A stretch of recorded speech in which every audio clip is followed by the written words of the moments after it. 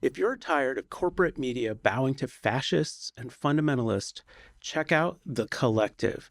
It's a grassroots, creator-owned platform for people who believe in liberation, not empire. At The Collective, you'll find fiery essays, sharp satire, and thought-provoking articles from today's boldest, justice-minded writers.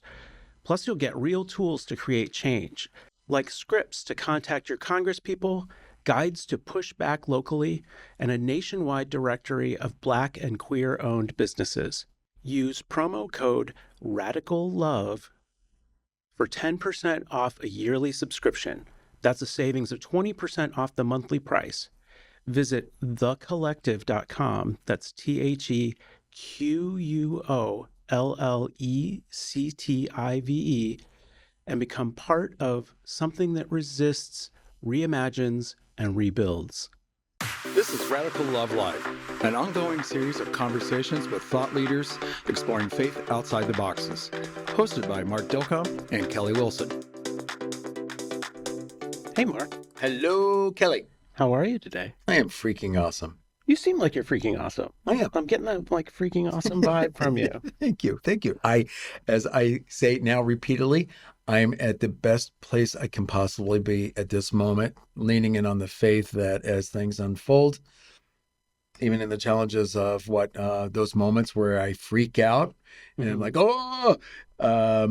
that my faith and my hope is sustaining me, and knowing that there are good things in the moment and what's coming ahead, even in these all of the challenges. So yeah. Oh, totally. How are you, my beloved friend? I am good. I'm a little bit tired, I'll admit, but I got some caffeinated beverage. You do have your caffeinated beverages.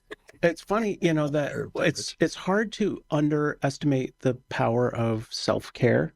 That I've always I've gotten caught up in the kind of Western economic productivity cycle where it's like I got to go all the time. Like stay up late and work, whatever. I went to a sleep specialist not long ago because I've got like a CPAP and some of that stuff. And I was like, I've got excessive daytime sleepiness, which is a real thing. That's like an actual condition. And he looked at my sleep schedule and everything. He was like, no, you don't. You have normal sleepiness because you don't sleep enough.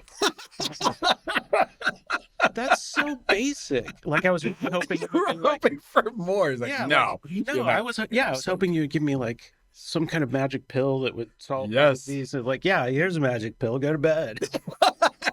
Anyway, but I think that's part of what happens right now is that even with like the news and all these like crises everywhere, is that I often feel like I have to be vigilant all the time. And there's a point where we do have to rest and refuel so that we can be vigilant the next day. But anyway, I was not last night. I stayed up too late. So, of course. But you will have your Sabbath. That's right. I'll have it all fixed by Monday. There you go. So that becomes your Sabbath. Absolutely. And then you start it all over again. Right. Well, it's good to be together with you as always. Likewise. These conversations we have with others, or in this case, it's going to be just between the two of us. We'll put that out to our listeners. That's right. Now. That's right. It's just me and Mark today. Yeah, the Grace and Mark show. Or the Grace and Mark show. It is the Kelly and Mark show, and we're going to talk about grace. We are relying on grace. Yes. That is our topic is grace. As we were coming into this episode, just organically, we realized that this is something that is on our hearts, and especially as you just mentioned in this world, there is a call for grace. And really, so we're going to dig into how we perceive grace, what we see in the world with grace, and the power of grace. Yeah. And it might help to start with talking about what we mean by grace. Yes, go for it. And for me, my understanding of grace goes back to the Bible and theology, and back to like Martin Luther. And before that, but that idea of grace in terms of God's love for us is this unearned love that no matter what we've done, that God loves us and wants the best for us, and that we are God's children, and that God is encouraging us to do better, but that there is this love. And so in the world, as much as I want to go around and enforce justice, when I see somebody doing something that I think is bad, which over the last few years has the measurement of that has changed for me, because it used to be like, that guy cut me off on the highway, therefore I need to tailgate him for the next 10 miles and show him how unjust that was. Yeah, right. Which is dumb, because it's dangerous. That does come with consequences. Yeah, yes, it could. But letting go of some of those things and going like, I don't have to be the enforcer of justice, that I can think about somebody else. And, in that case, I can be like, oh, that guy might be in a hurry. Maybe they're running late and it's a job interview and it's really important, or they're just dumb and they don't have any control over it. Well, right. Or they just do what they do with no reason other than they're just doing it. So I like it. So your definition of grace, yes, is that the current definition you hold of grace? Well, when I think about it, in human terms, it's kind of stepping back from my kind of binary views of the world, of like, those people are evil and we're good. Mm-hmm. Something I'm very familiar with. Yeah, it is challenging to balance with the fact that we still can't let evil just go. Like, I'm not saying that grace is something that, like, if I see something bad happening, I don't just go like, oh, I'm gonna give him the grace. Like, maybe there's a way that I can intervene. But there's a dynamic tension between the two, because there's also a lot of things that we cannot intervene in, or that by directly confronting someone else, we're not going to get anywhere. If you think about like left and right politics, that for years I thought, if I just put my point of view out there, which I thought was like the reasonable, like, if I just put the data in front of somebody on the right wing, they're going to get it. They're going to get this like moderate position that I have. And like, well, one, your position isn't moderate. And two, confrontation like that makes people dig in more on their own confirmation bias. So yeah, and it seems more effective to like try to find common values. Well, I'm so glad we're having this conversation. Yeah, sorry, I'm no, you're not rambling a little bit. No, but I asked you a question of where you are today with that. I will give you my introduction to grace. I feel like the first time that I really even contemplated that word was right around my initial sobriety. Somebody had, maybe it was something I heard in the rooms, or and this probably was the case. I can't cite the moment, but about grace. And I thought, okay, yeah, I guess, because I've shared countless times on my story of what happened that morning on September 30th, 2012, where I woke up, assessed where I was, assessed what had happened the last night, which was the countless repeat of blackouts, excessive drinking, blah, blah, blah, blah, blah, but in a very unemotional, very confrontational way. I actually demand God to help me, because I could not do this without me. And I did that as a very angry atheist. God, you have to help me. So after that, people were like, well, that's grace. I'm like, oh, okay, well, I guess, because I really had never understood the concept. Now, fast forward some years with one of my spiritual directors who said, well, quite possibly that was probably prevenient grace. And prevenient grace is that moment of realization that grace has been happening all along. Like Mm-hmm. it wasn't just that morning in that moment of September 30th, 2012 that grace was bestowed to me. That was my awareness of that. Okay, whatever that might look Is like. that is Hmm? sorry to interrupt. Is No. prevenient grace, is that kind of a Calvinist concept? That idea of, because I know those guys were all kind of Maybe. arguing about this back, like Maybe. Calvin and Arminius and Wesley, and Well, we I'm could gonna dig into that a I'm gonna bit. look at it I will give real you the quick if you don't context. This mind. is Yeah. a friend of mine who is a UCC pastor and is working on his doctorate in spiritual direction at Fordham in New York City. So he's somewhere in that he's the one that put that on to me and gave me that definition. Oh, it And goes all the way back to Augustine of Hippo. So ooh, yeah, there I we can go. see why that Yeah, goes through the Catholic tradition, yeah. and then it is found in Armenian theology, which is sort of like the opposite approach to Calvinism. Oh, okay. Yeah. Thank you for that. And so that works for me because it gives me insight. However, until I would say the last year, I looked at grace as something that was given from higher power, divine, God, whatever label and Hmm. tag you want to put to what you call spirit, including spirit.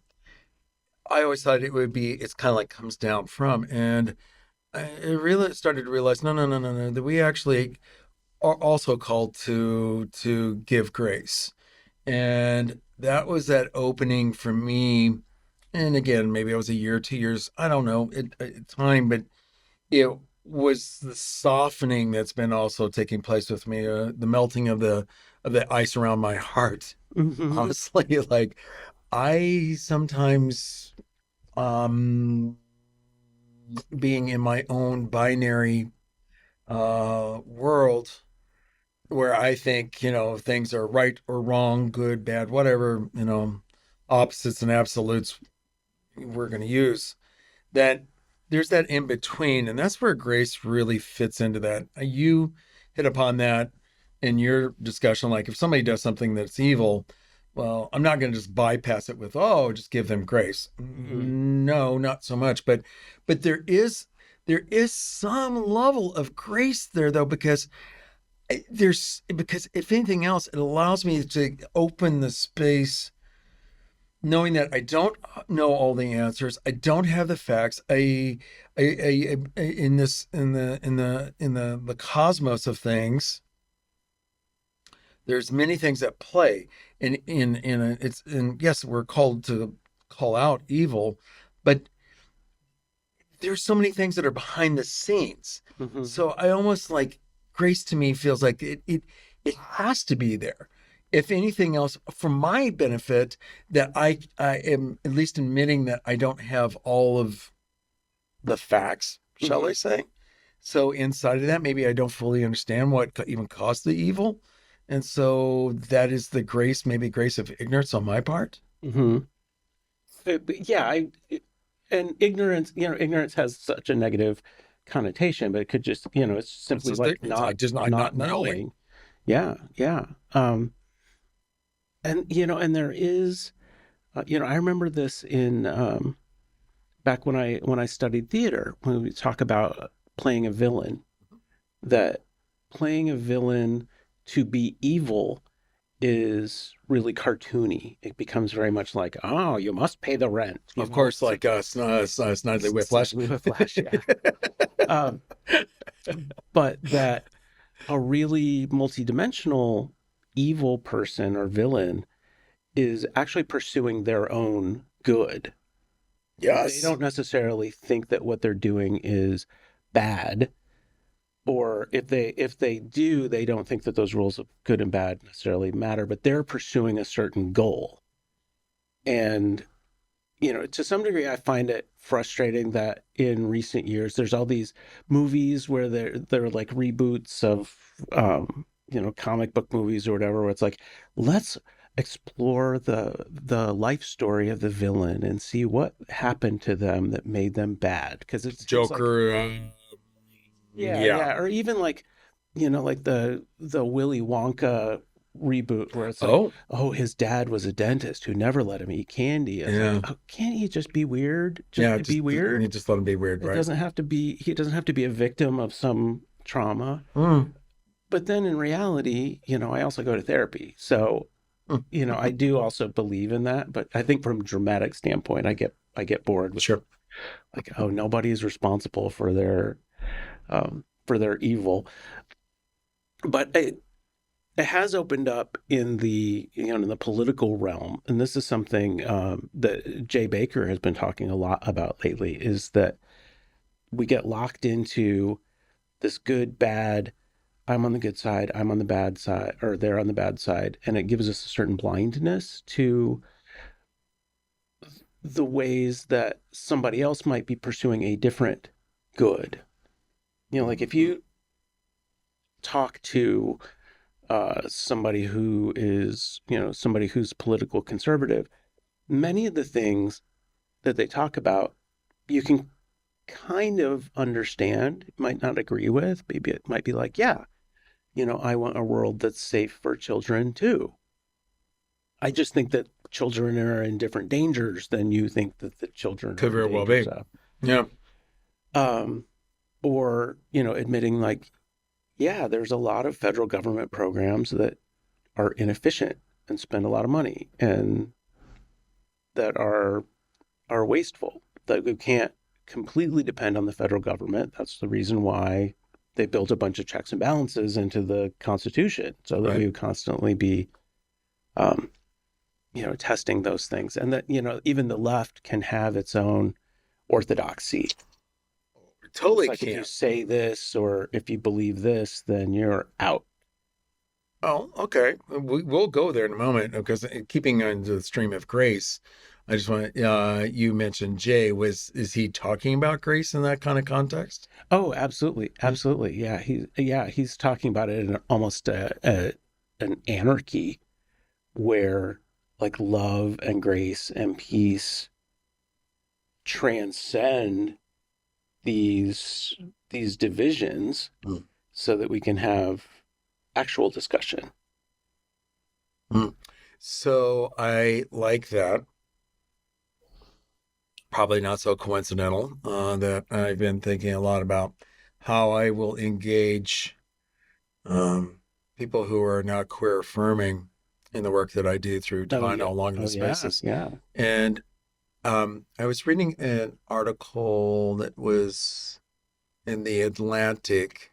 It was a piece about the condescending nature of woke liberals. Mm-hmm. And I even went back so far as to the speech that George Clooney gave at the Oscars back in 2007, where he talks about being Batman and why he won an Oscar. And then he was voted as the sexiest man alive and stuff like that. And then he did jump the shark in saying that Hollywood is detached from, and that's my word, detached. He didn't use that, but essentially, like, they are there for a reason to push the boundaries of what it is to be, to be what now today we would use the word woke. And it's a very cringy acceptance speech. Like, ugh, yeah, like that's coming from your point of view. That's just not an okay thing for you to be saying like that. So, jump forward to this article in the Atlantic about the movie Don't Look Up that had all of these awesome people, and there was a lot of criticism. Leonardo DiCaprio, Meryl Streep. Like it. That movie was hilarious. It was just kind of like, don't you realize we're right. dying here? But it had a tone of condescension in there as well. In that the point of the article is like, wokeness has a bias to it as well. And while it might be well-meaning, it still is, it can be troubling for some folks. And now I'm going to go to the most recent episode of South Park, Yeah. Okay. And where Which I haven't seen it yet, by the way, but I've certainly saw, every progressive theologian that I know on Facebook was raving about it afterwards. it is a great episode because for the people that are not fans of Trump, it's an easy way to knock the stuffing out of him, based on what the Parker and Stone did with the episode. But Cartman is upset, that woke is dead, because he enjoys the liberal tears, basically the tears of liberals. Like, what starts the entire episode, it opens with him waking up and asking Alexa to turn on his favorite station, which is 90.1, which turns out to be an NPR station, only to hear static. And he goes into the kitchen to find his mom. He asks, what happened to my station?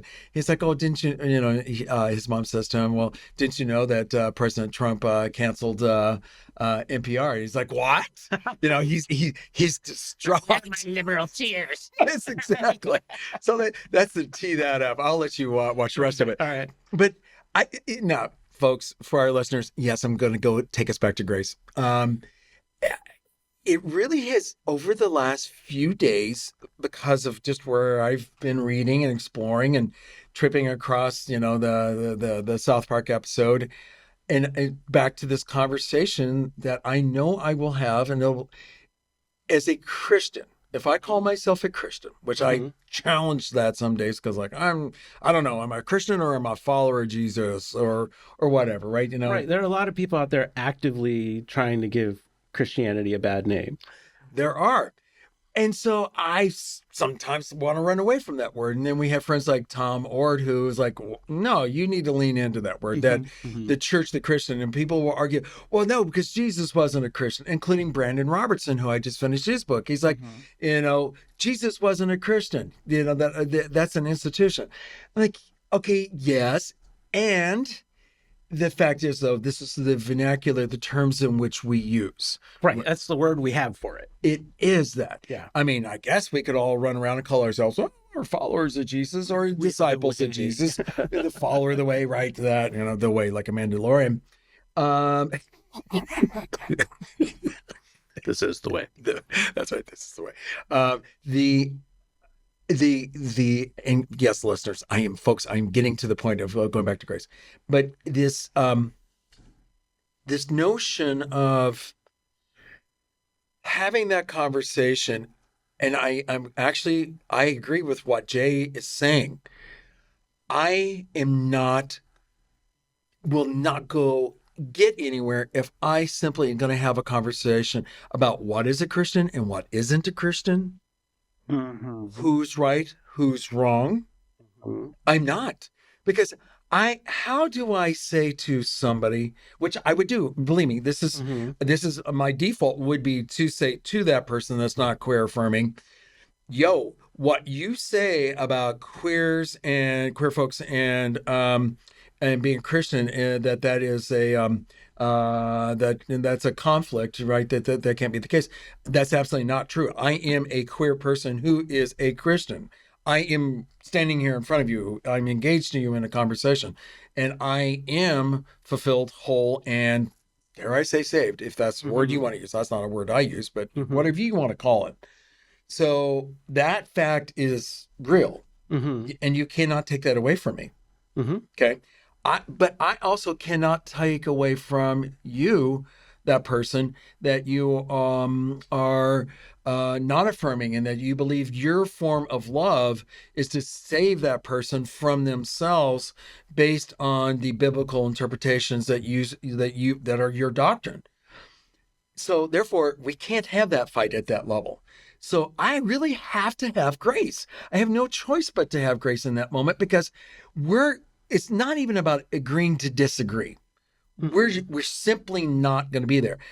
But we do have to find the common ground to where we can have that conversation okay, for example, if we are talking about what happens to a queer kid who is in your denomination or your congregation, who you believe the only way for them to be whole is to go through conversion therapy or, the same-sex attraction, which is always triggering to me when I hear about, oh, they just have a same-sex attraction. No, it's a little bit deeper than that.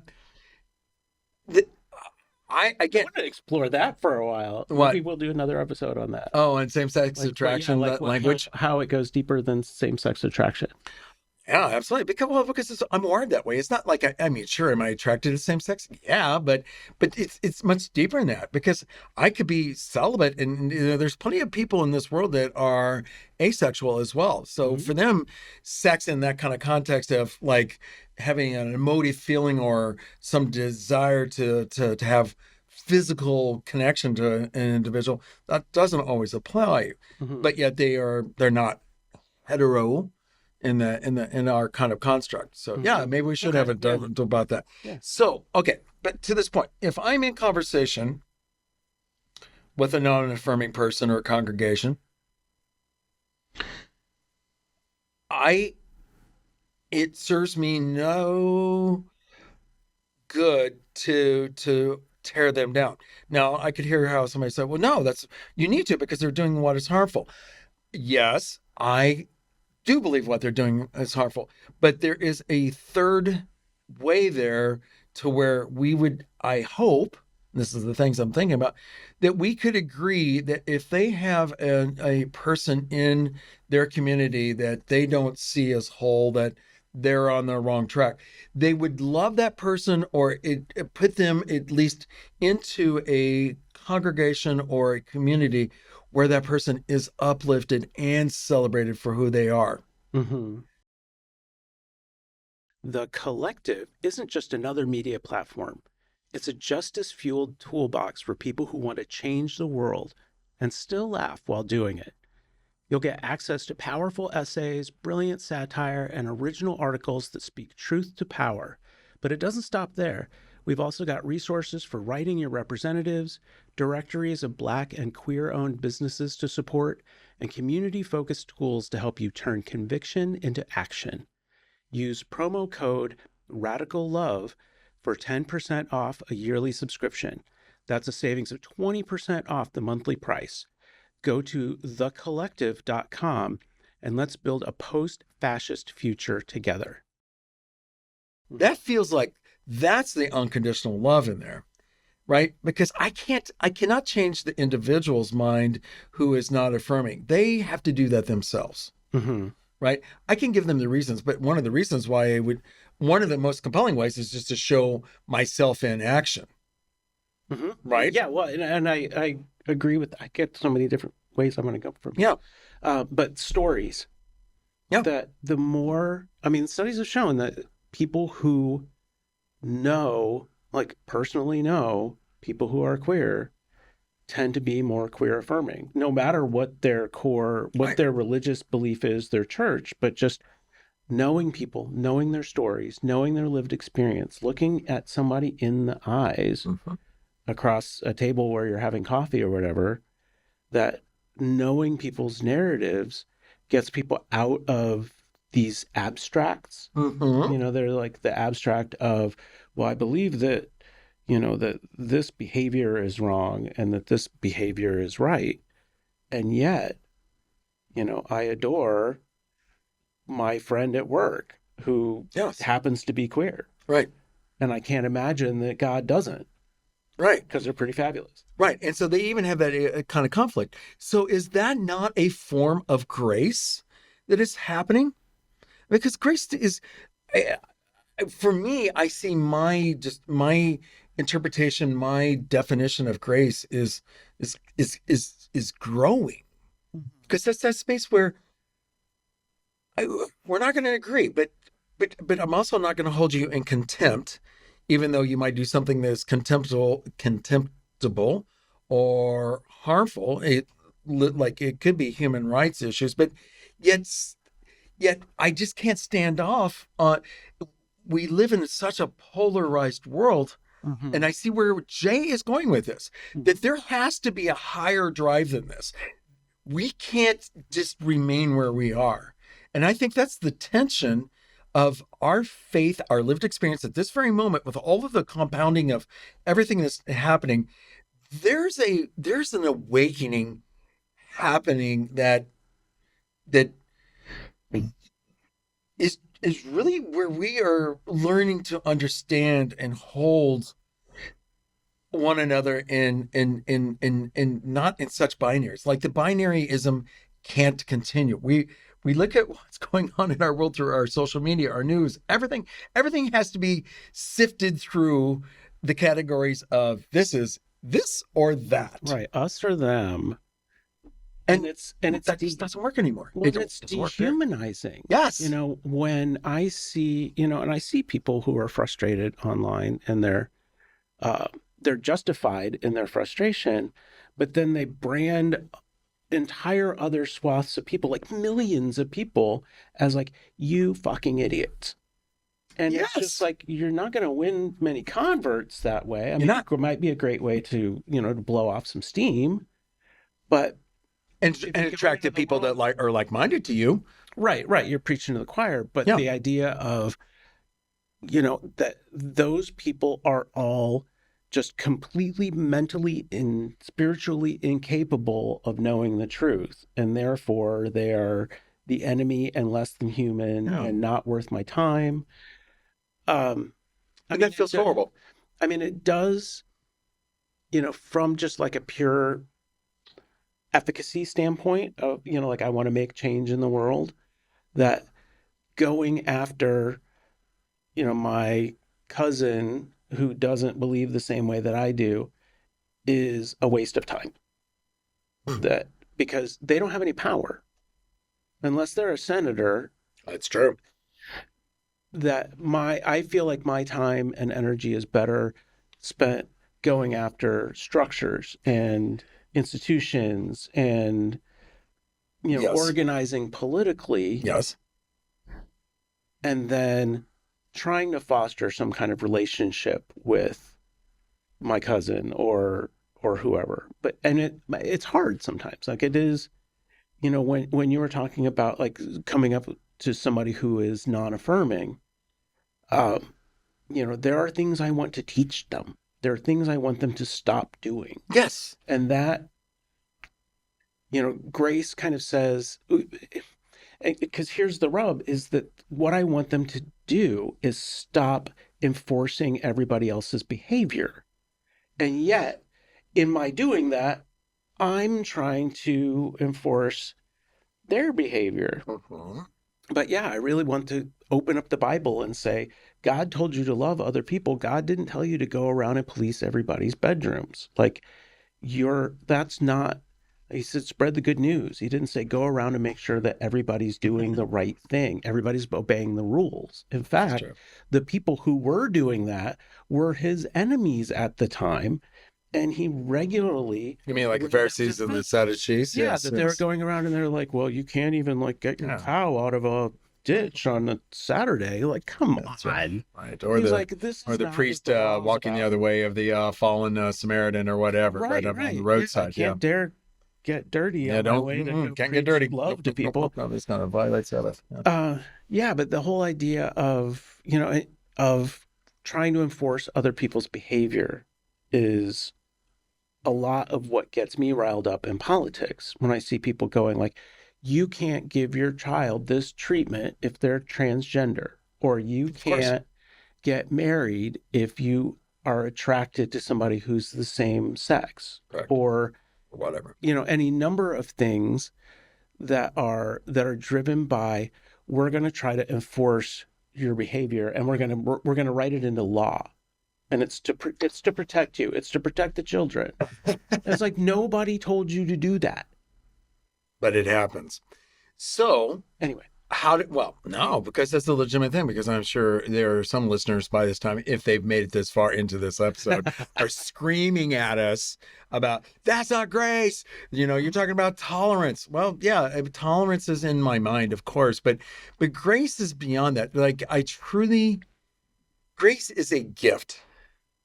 It is the gift of accepting what is, and knowing though that it doesn't compromise how I feel and intuit the world, and what I see to be the goodness of that. But the grace still has to be there, to your very point, because I sure I could yell at people, sure I could try to tear down institutions, but even then, the people are the ones that make the institution. And so what is that allows that to happen? But that I don't know what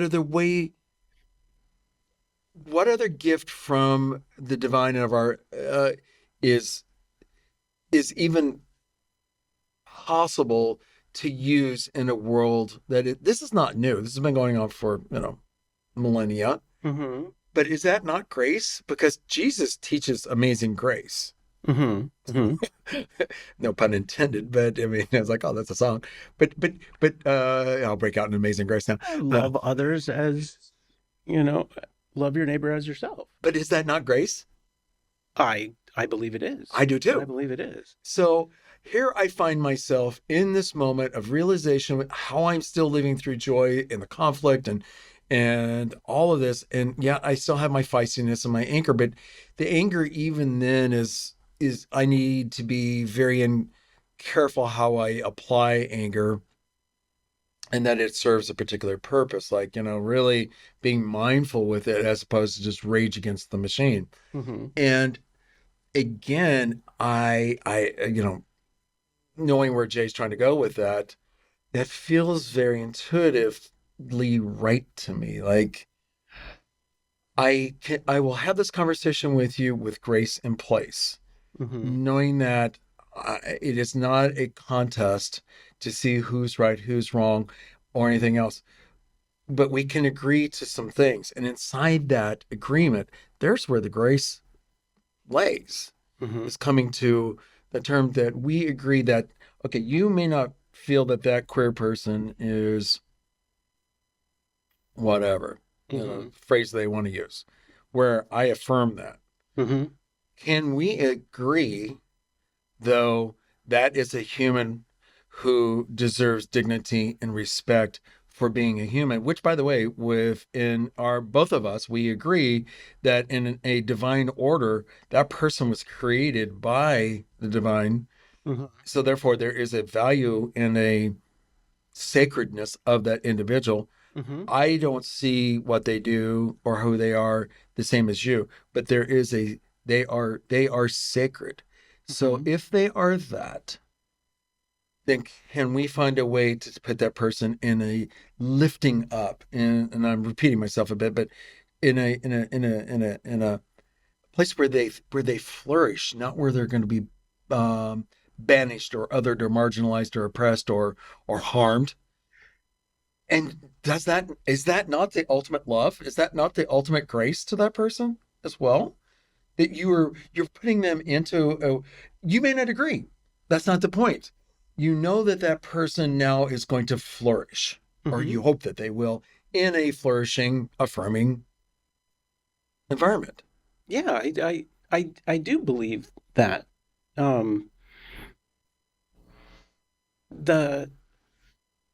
This might get me in trouble a little bit.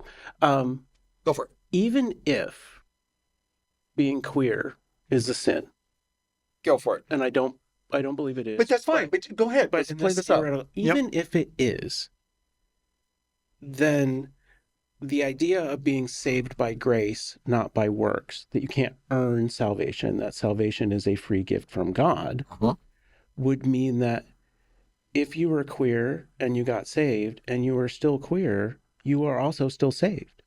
Yes. That nobody that in that particular method of salvation, there's nobody else who gets saved and is now doesn't have any sins. No, like I sin all the time. I screw up all the time. Yep. And that's why we say the confession. The confession. Thank God I no longer live in a denomination that demands that I be perfect, because that was crazy making when I was a kid. So that if salvation is not based on behavior, then there's no need to doubt that somebody who's queer, who confesses Jesus, that they're not a saved Christian. Yes. Well, you're sitting across the table from one, right? Mhm. I am a living, breathing example of that. So how do you deny my reality? How do you deny my realness? Well, I never would. I mean, You wouldn't personally, yeah, because I'm but like, if I would, but if you I say, think heaven's gonna have a lot of surprises in it for some people. They're gonna be like, too. "You're here?" Yeah, right. How'd you get And they're gonna be like, "You're here." here? Wow. Okay. Wow. That must have been an easy day. This is like a let everybody in day, Right. if you So believe like in a some 2 stuff. for 1. Right. Somebody Was that a brought it. twofer? BOGO. Buy one, get one. I know. All right. So Grace, I love this conversation. I hope that we're getting folks to really think about what grace is to them. Mm-hmm. Mm-hmm. And because there's not one definition. I know, especially in some traditional senses of the word in a Christian context would certainly get us in a lot of trouble, because grace can be connected to sin and a lot of various things that you've already mentioned. I'm looking at it in a much different way. Mm-hmm. Not so much the grace of forgiveness of sin, but just just grace, just the concept of that. Right. Right. Grace is space, and inside of that space, you can find that grace is by default a positive, affirming space that allows things to uh to to flourish. Like, to me, that word is absolutely a positive word. That there's, unlike, a word like consequence can be positive or negative. Mm-hmm. I like a grace as being, something that's positive. Yeah. Well, and that's one of the things that that Paul would sign off his letters with: grace and peace to you. And the fact that those two things would go together, grace and peace, that it creates a kind of peace. I had an experience. This was a few years back in and our friend Aaron Nyquist was doing a liturgy, and I was in the service where he was doing this, and he was leading this prayer, and he said, "Okay, now think about the the people that that are in power, that you support, and pray for them and pray for their well-being." And then he switched it. Everybody's like, heads bowed, eyes closed. He's like, now think about your political enemy. Like, if you're, if you're a Democrat, think about Donald Trump. If you're, if you're a Republican, think about like Nancy Pelosi. Oh, wow. And, the poster child. Yeah. Hold her in your heart. Mm-hmm. And think about, and I pulled up this scripture here, which is this is from Matthew 5:44. But I say unto you, love your enemies, bless them that curse you, do good to them that hate you, and pray for them that despitefully use you and persecute you. Mm-hmm. And that's a hard that's a hard order. And I remember being in that service being like, oh, I'm praying for Trump. Oh, I can't believe it.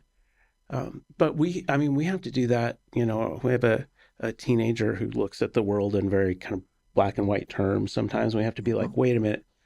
This guy who is, the New York Times presents as this like evil demon overlord every day is a human being. Like, we know where he lives. Like, he's, lives over here, Fifth Avenue. Is a human, and if he dies tomorrow, the movement is still going to go on. Like, it's not just him. Right. So let's think about these people with a little bit of grace. Like, he's somebody's dad. Yeah. I don't know if he's a good dad, but I hope. But we don't know. We don't know. And isn't that the grace? Yes. Yeah. But it takes me doing this. Like, if I pray for somebody, it changes how I feel about them. for a little bit, and sometimes I do it a little bit aggressively. Like Sure, I I use do this too. in a way that maybe is not supposed to be used. I think about it as like spiritual warfare. It's like, oh, okay, well, I'm gonna pray for you. I'm gonna Okay, I don't know if bless I've you. actually done that. Maybe I should. Yeah, but I do think about it like it's a cold-bloodedest thing you could do. It's like, you know what? I'm not gonna hate. I'm gonna spite you, but I'm gonna pray for I'm you. not even gonna hate you. I'm gonna love you. That's right. I'm gonna pray for you. Oh, But it's satisfying. but there is. Well, so, and I think I've shared before, both on Radical Love Live, and you and I have talked about this. It's been, way back, going back to 2016 when he was first elected. And I was like, oh, what? And then some of the things that started to happen in his first term. And I realized, and this is through a spiritual director, who pointed out that we must love our enemies, if that's what I perceived him to be, and that no one is exempt from being a child of God or a child of cosmos. Whatever you believe it to be, the fact is we are still connected. And yes, I can see the acts that he does, but that was the point of my spiritual director: is the person and their acts are not the same, right? A person can carry out evil, yes, but when we say that someone is innately evil, born evil, which is so easy for us to do because, well, only evil people do evil things. Are you so sure about that? Because that's not true. I can do something evil, but I'm not evil. The point is, I was asked to pray for Trump and pray that I love him as a fellow sacred being. So it does get, and I continue to do this. Oh, it's not easy, but it separates the person from the acts. And I do that only because saving grace, the ultimate bestowal of grace is the Spirit or God, whatever you want. Again, whatever word you use or don't use. That's the ultimate act of that's always there. It's no one is ever beyond grace. No one is ever beyond it. You haven't gone so far away in all of the things that you've done that you cannot be bestowed grace upon. Like grace is like, and I look at my own fucking life. At the moment that things happened on that day, that on that very fateful morning where all of a sudden like that moment of clarity where you realize, oh my God, this is my life. This is what I have done. And I can't continue.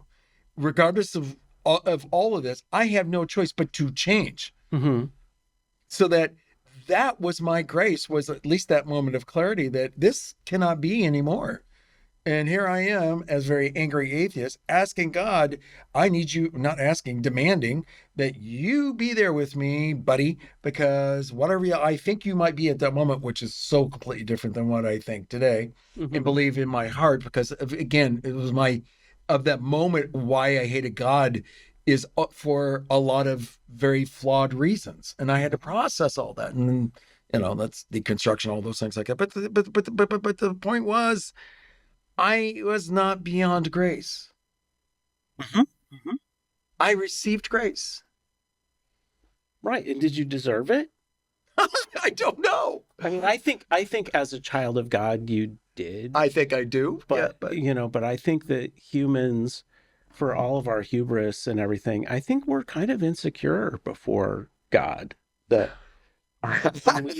well, I'm learning to be less insecure around that. Well, yeah, clearly you're a little bold, which I think is great. I think it's awesome. Well, I love that stuff. Like, like in the Bible when Abraham's like, "Are you really going to destroy the city? Because there's absolutely, what if there's 20 righteous people there? What if there's 10? What if there's one?" Which was a reading recently. That's a liturgical calendar not long ago. It's a liturgical calendar. What if there's 40? I will still not. What if there's 30? There's like a negotiation over a number. Bold moves. Yes. Like, hey, God, the creator of the universe, what if there's like a dozen good people over there? I still would not kill them off. Right. And so for our listeners, there was something, and before all of this, a couple weeks ago, I had a moment of just total overwhelm. Like, oh my God, I'm into shit so deep right now with everything that's gone in my life. All of which is good. Right. But it's simply overwhelming.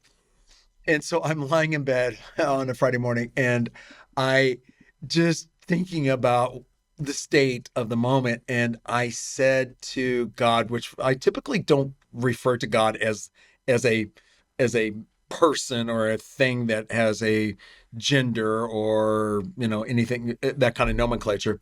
Mhm. But I did in this case. I said, God, you have to fucking be with me right now. Like, Mhm.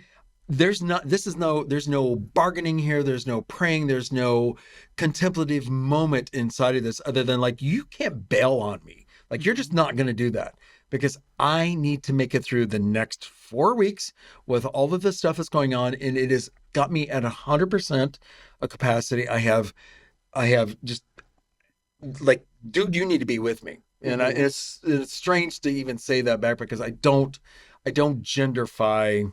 Genderfy, is that a word? I don't know, know, but but- I know what you mean. Yeah. So Well, is it? They really are. Genderfy. I just made a word up. I'm going to trademark that, baby. Genderfy God, and and it felt good. Mhm. Like, to be a little bit bossy, but as you pointed out, I'm not the first person to have that experience. Certainly Jacob.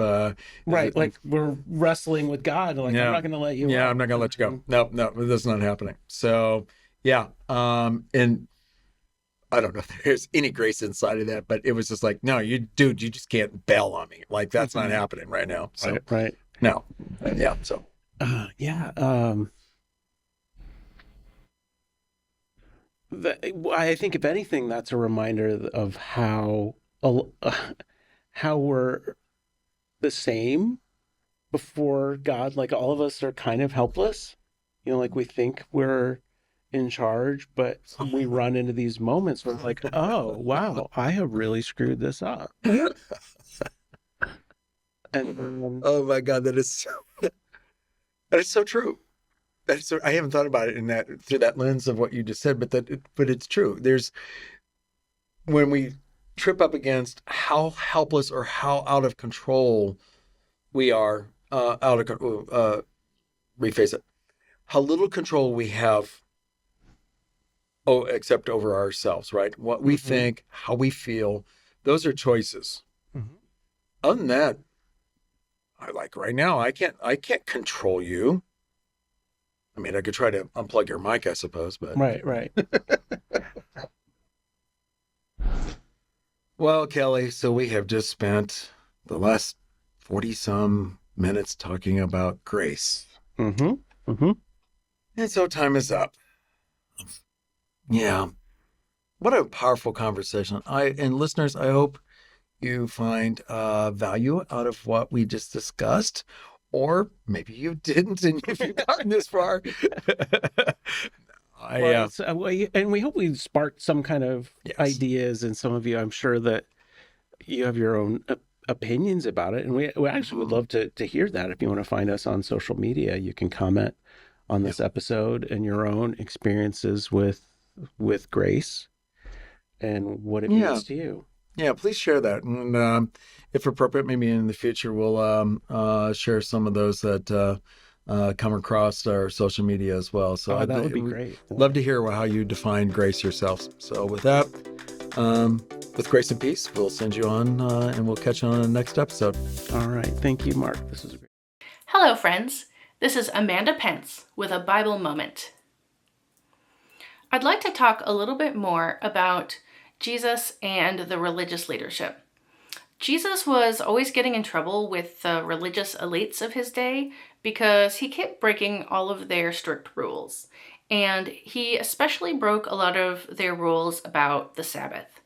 The religious leadership had strict rules about what people were and were not allowed to do on the Sabbath day.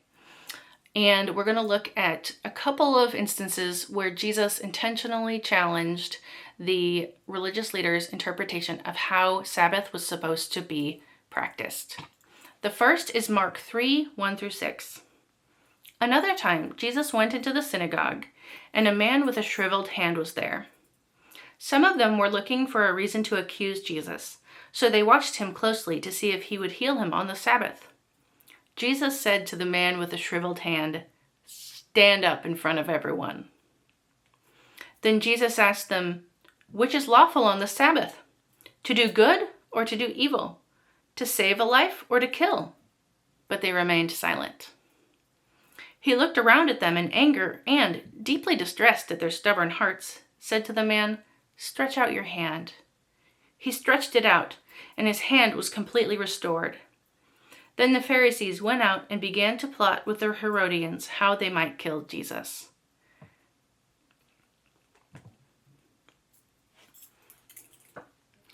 Healing was not technically allowed on the Sabbath, but doing good and saving a life were. And Jesus expanded the definition of what it meant to save someone's life, what it meant to do good. The law was supposed to bring human flourishing.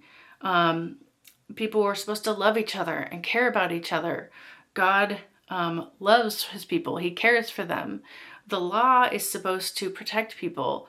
And if these legalistic rules are actually making it harder for people, that's not ideal. And Jesus confronted the way that the Sabbath was enforced in his society. The second story I wanted to look at was Luke 13, 10-17. On a Sabbath, Jesus was teaching in one of the synagogues, and a woman was there who had been crippled by a spirit for 18 years. She was bent over and could not straighten up at all.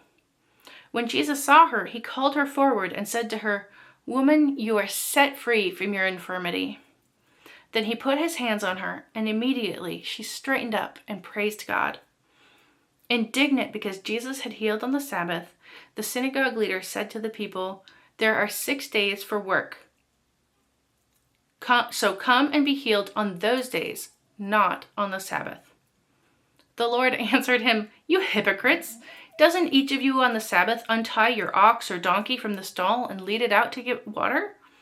Then should not this woman, a daughter of Abraham, whom Satan has kept bound for 18 long years, be set free on the Sabbath day from what bound her?" When he said this, all his opponents were humiliated, but the people were delighted with all the wonderful things he was doing. The religious leaders of Jesus' day had strict legalistic rules that they wanted everyone to follow, especially about the Sabbath. But Jesus confronted their interpretation of the law and emphasized the importance of human flourishing and of doing good, of saving a life. He also called out their hypocrisy because by their own rules, they weren't supposed to untie a donkey and lead it out to water, but they did it anyway, and they didn't get themselves in trouble for that. But they would be harder and stricter on other people than they were on themselves. And it's important to hold that tension between justice and grace that Mark and Kelly were talking about, and to pay attention to power dynamics and power differentials, that we need to make sure that there's extra grace for people who cannot follow the law, who are weak, who are lowly, who do not have positions of power and influence. And it's important for people who are in those positions of power and influence to be held accountable when they sin and when they're causing harm. And so as you go into this next week, go in grace and peace, have lots of grace for yourself, and hold powerful people accountable. Thanks for listening to this episode of Radical Love Live, hosted by Mark Dilcom and Kelly Wilson. Recorded at the Bravery Studios in Garfield, New Jersey. Thanks so much. All rights reserved. Thank you. Find our episodes on Spotify, Apple, and YouTube. And check us out at radicallovelive.com, along with our personal websites at markdilcom.com and kellywilson.com. This is Radical Love Live, where we explore faith outside the boxes.